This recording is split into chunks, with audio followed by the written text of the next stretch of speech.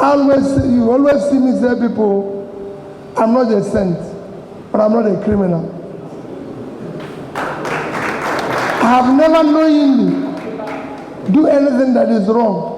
Knowingly. If I know it's wrong, I won't do it. I've served the state. I've served in the private sector. And today we're going through difficulties. There's nothing wrong with Nigeria. Nigeria has one of the best in terms of land, one of the best in terms of weather, one of the best in terms of God-given resources, and one of the best people.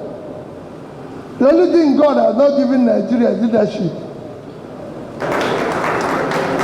If we have good leaders, we will do better.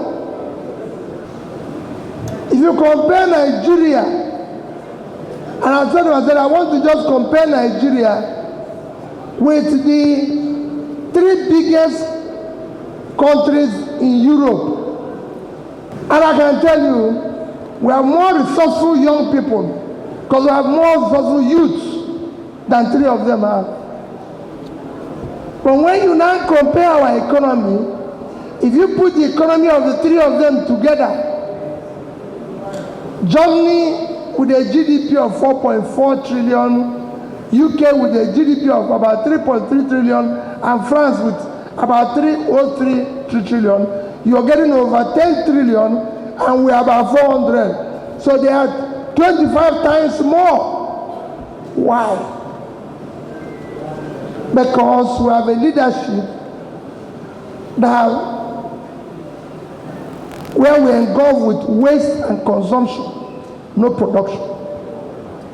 Be rest assured, if we get it right, we'll build a better life. And all of us are involved. We must stop people from stealing public money. It is a must. We must stop people from wasting public money. It is not their private money. And all of us are involved. You must not celebrate them. All you are. 100 years from today, will all be covered with white cloth. So what are you acquiring for? Why are you abusing the grace of God when people are suffering?